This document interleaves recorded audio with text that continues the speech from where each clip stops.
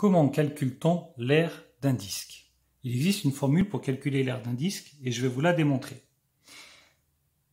Au départ, il faut déjà savoir calculer le périmètre d'un cercle. On en aura besoin pour pouvoir établir la formule de l'aire du disque. Je prends un disque comme ça que je le coupe en 4 morceaux.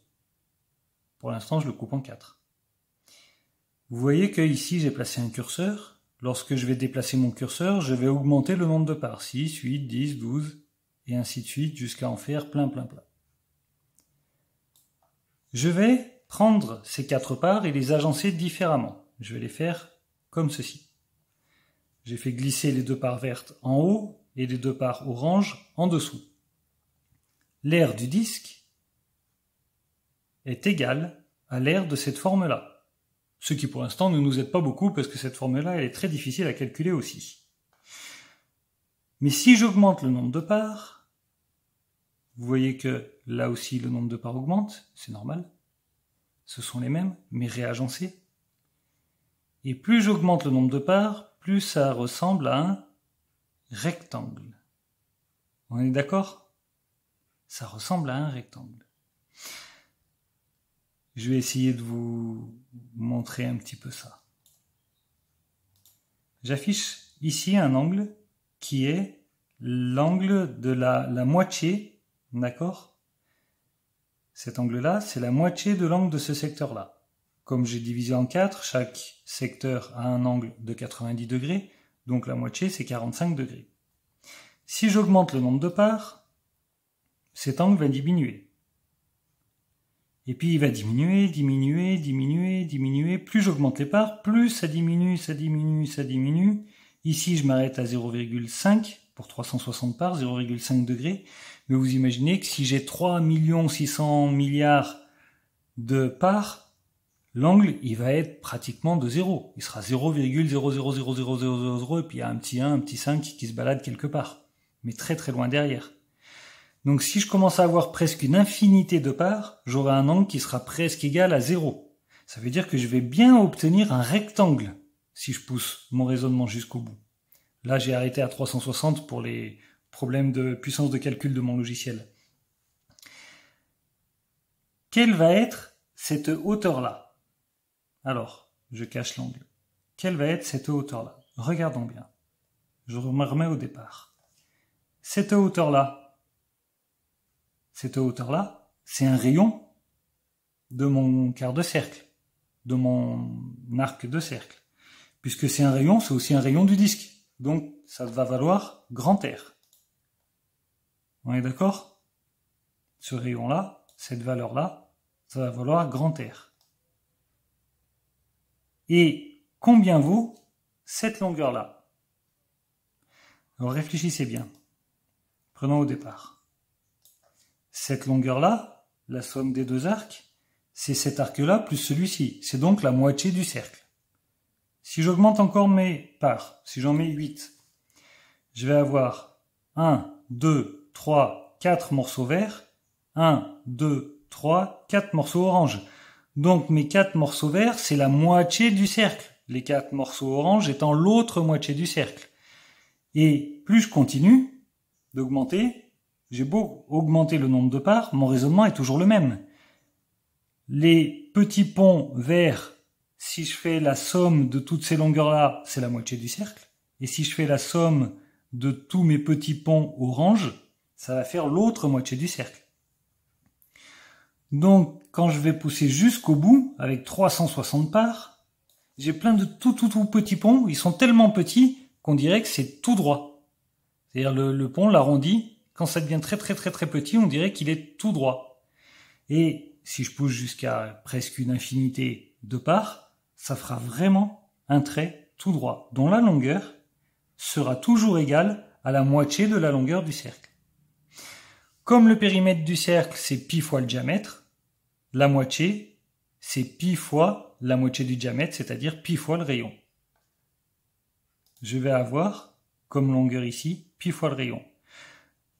L'aire de mon disque est donc égale à l'aire d'un rectangle de largeur R et de longueur pi fois R. Donc je vais l'obtenir en faisant pi fois R fois R. Pi fois rayon fois rayon. Ce sera l'aire de mon disque. Comme on vient de le voir, l'aire d'un disque, c'est pi fois rayon fois rayon.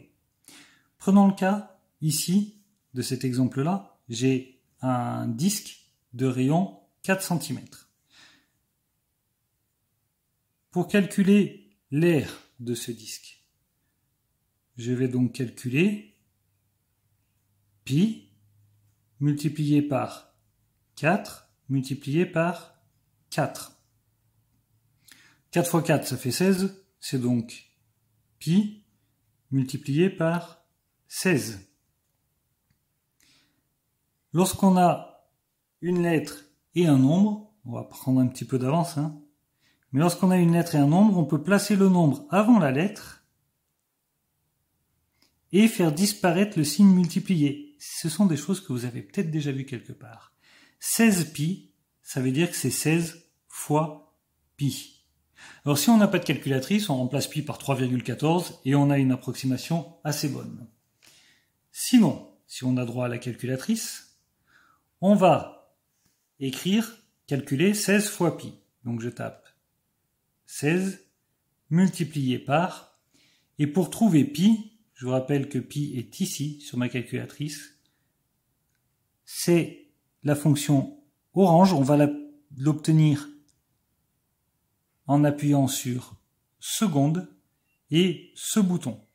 En appuyant sur seconde, j'ai la seconde commande du bouton. La première commande, c'est le nombre avec la touche écrite en blanc. La deuxième commande, c'est la touche écrite en orange. Alors ici, 16 fois pi, ah oui, j'ai pas tapé exécute, j'étais tellement concentré sur les commandes que j'ai oublié ça. Bon, bah ça m'aide pas, elle m'affiche 16 pi la calculatrice. Ah, sauf si j'appuie sur ce bouton-là, qui permet de passer des symboles aux décimaux, des décimaux aux symboles. J'appuie sur cette touche-là, et là ça me donne une valeur approchée, environ 50. Si je rappuie sur ce symbole-là, 16 pi, je rappuie sur ce symbole, 50. Alors si j'arrondis à l'unité, ça me fait environ 50. Et l'unité c'est quoi ? Vous avez la réponse ? Eh oui, on parle d'air ici, donc ce sont des centimètres carrés. Pas des centimètres, mais des centimètres carrés. D'ailleurs, regardez, si je regarde les unités, pi ça n'a pas d'unité, c'est un nombre, c'est environ 3,14. 4 ce sont des centimètres, et 4 ce sont encore des centimètres. Lorsque je fais centimètre fois centimètre, centimètre